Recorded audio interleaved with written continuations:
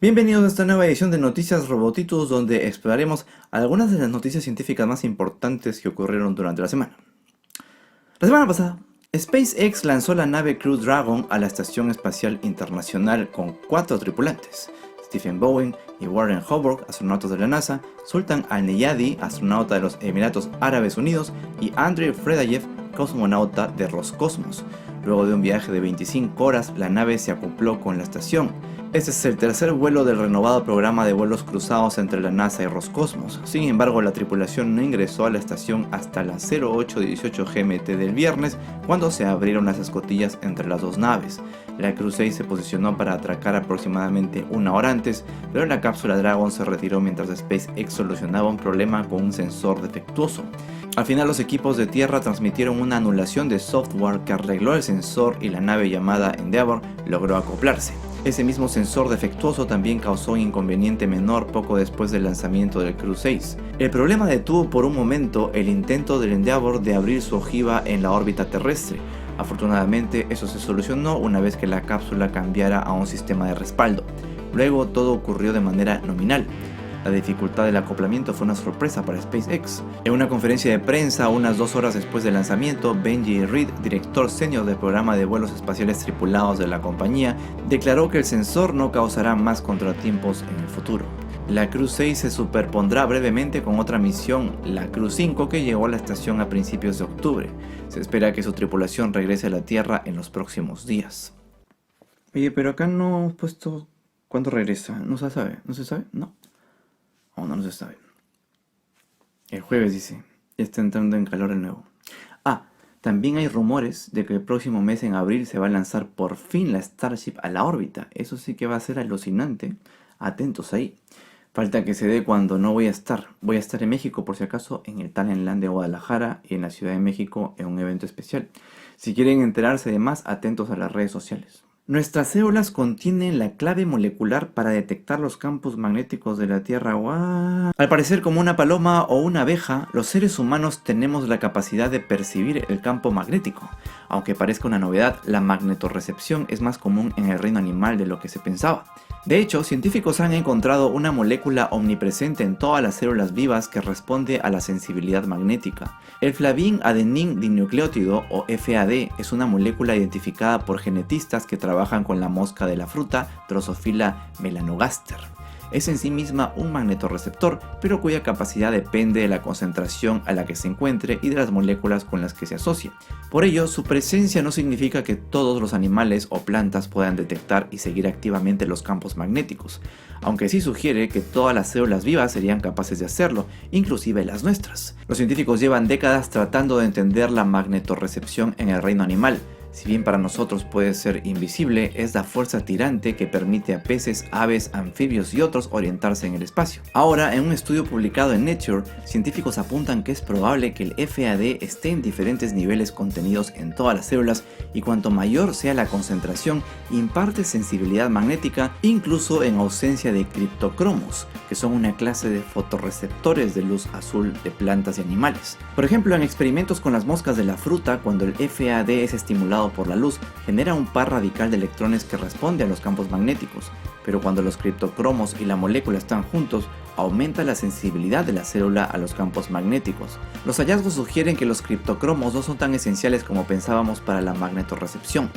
Sin embargo, eso no significa que los humanos utilicemos la magnetorrecepción, ni hay evidencia de que el criptocromo guíe a nuestras células para alinearse a lo largo de los campos magnéticos en el laboratorio. Quizás el FAD sea la razón. ¿Ya te estabas emocionando, sí o no? Magneto, ya te creías. No, pues, hay que ser más realista. A lo mucho que puede llegar el ser humano es a Chapulín Colorado. Un hongo parásito sería una alternativa biodegradable del plástico. El hongo Fomes fomentarius tiene un papel clave en la naturaleza. Se adhiere a los árboles muertos y libera importantes nutrientes que de otro modo permanecerían en la corteza. Históricamente ha sido utilizado para encender fuego, aunque también se ha incorporado a la ropa y al campo de la medicina. Ahora los científicos han encontrado que posee una microestructura compleja, ligera pero resistente. Estas características podrían explotarse para la elaboración de productos alternativos al plástico. El micelio de los hongos está compuesto por filamentos delgados conocidos como hifas. Estas forman redes similares a raíces que se propagan a través del suelo o material en descomposición.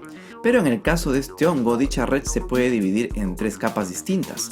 Así lo afirman investigadores de la Universidad de Helsinki en su estudio publicado en Science. En el estudio se pudo observar que algunas partes del hongo eran tan fuertes como la madera contrachapada, el pino o el cuero, y al mismo tiempo eran más livianas que esos materiales. Los científicos encontraron que los tubos huecos que constituyen la mayor parte de los cuerpos fructíferos de la F. fomentarius pueden resistir fuerzas mayores que la capa espumosa, todo sin sufrir mayores deformaciones. Si bien aún es necesario determinar exactamente cómo y dónde podría usarse este hongo parásito, comprender sus capas es un paso importante. Ahora sabemos cómo se construye a nivel celular. Los resultados nos ofrecen una gran fuente de inspiración para producir materiales multifuncionales con propiedades superiores para diversas aplicaciones médicas e industriales en el futuro. Mira, otra utilidad de los hongos. Los hongos son fascinantes, ¿eh?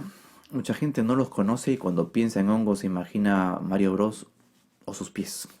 Pero en realidad podrían cambiar el mundo para bien, como con estas cosas. Imagínense, reemplazar el plástico.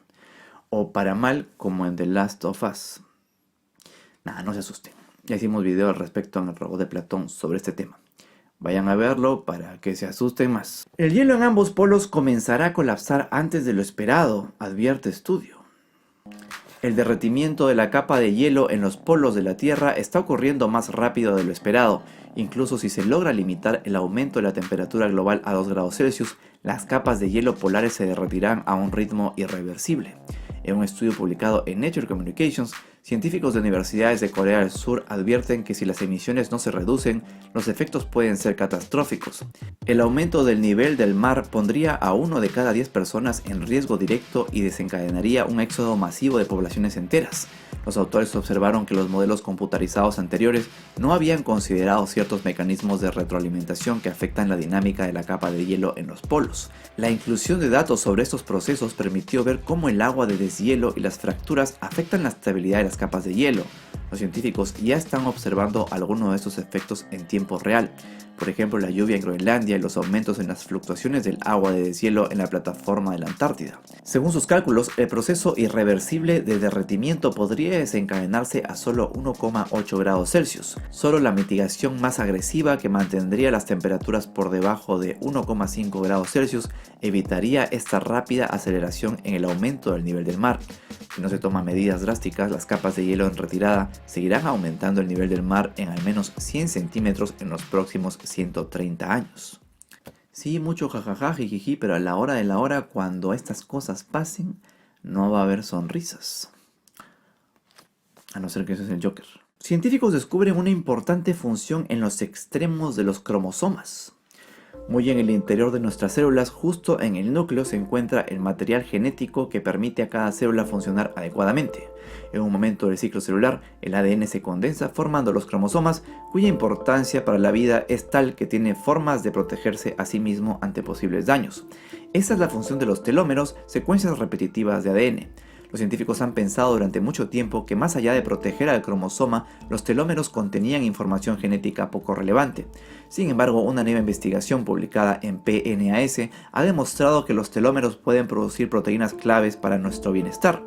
El importante hallazgo se produjo gracias a la identificación de una molécula de ARN vinculada a la esclerosis lateral amiotrófica o ELA. El ARN interviene en la producción de proteínas y los científicos notaron que la molécula con la que se relaciona era muy similar a una producida por los telómeros. Además se preguntaron si podría haber una relación entre el mecanismo de producción de proteínas en la molécula de ARN de los telómeros y la molécula de ARN vinculada a ELA.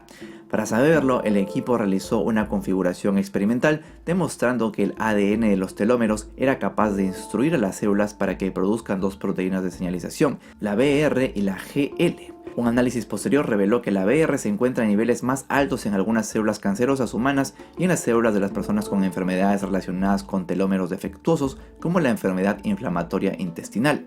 De esa manera, conociendo los niveles de ambas proteínas, los expertos las usarían para evaluar la salud celular.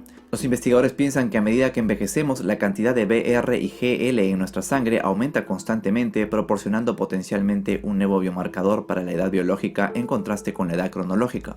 Por supuesto, se requiere más análisis para comprender cómo podrían actuar estas proteínas en términos del metabolismo celular y las posibles respuestas inflamatorias. Aún así, es un nuevo y fascinante campo de investigación para explorar. Genial, podríamos reducir el envejecimiento, No, en serio, hay gente que quiere vivir más de 120 años, pero no ve todos los contras. ¿A qué edad te jubilarías? ¿A los 100? Ah, no habías pensado en eso. ¿Sabes si tu fondo de pensiones llega a tantos años? Averigua bien, no te vayas a ensartar. El agujero negro en el centro de nuestra galaxia está desgarrando un misterioso objeto. Cerca del agujero negro supermasivo en el centro de la Vía Láctea se observan objetos como cúmulos de estrellas o corrientes de gas y polvo e incluso objetos G. Estos objetos son formaciones compactas de gas y polvo, algunas de las cuales pueden ser sistemas estelares rodeados de fotosferas polvorientas extendidas. Un grupo de astrónomos de la Universidad de California ahora ha publicado un análisis de las observaciones del área y encontró que un inusual objeto llamado X7 se está estirando y cambiando de velocidad. X7 fue descubierto en el 2004 y es una estructura de polvo y gas filamentoso. Al igual que los objetos G, X7 exhibe emisiones de polvo calentado y gas ionizado. Se ha propuesto que se trata de una onda de choque causada por el viento de estrellas masivas o de un agujero negro supermasivo. Otros astrónomos plantean que X7 sería resultado de una interacción entre la capa circunestelar de una de las estrellas del cúmulo S y una corriente de partículas y radiación que emana de la vecindad del agujero negro. No obstante, este análisis ha determinado que X7 se encuentra en una órbita ligeramente excéntrica y de periodo corto de 170 años alrededor del agujero. Los científicos han concluido que X7 probablemente nació como resultado de un evento como una fusión estelar, la colisión de una estrella ordinaria o un objeto compacto con una gigante roja, aunque también podría ser una eyección de material de una de las estructuras interestelares más grandes de esta región. Y bueno, hasta aquí el resumen de noticias científicas de la semana. Ya saben que si desean más información sobre cada una de ellas pueden encontrarla en los enlaces que estoy dejando en la descripción. Allí podrán encontrar las notas más desarrolladas y también otras notas que nos salieron por aquí.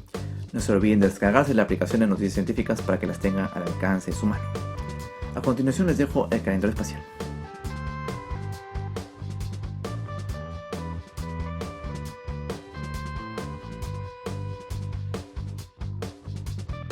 Antes de irme quería agradecer a los patrons que hacen posible el sostenimiento de los canales robóticos. Sin su apoyo todo este proyecto no sería posible. Muchas gracias. Algunos de sus nombres van a salir aquí al final. Si quieren contribuir con Patreon, ya saben, tienen el enlace aquí abajo en la descripción. Muchas gracias por su sintonía, que tengan una excelente semana.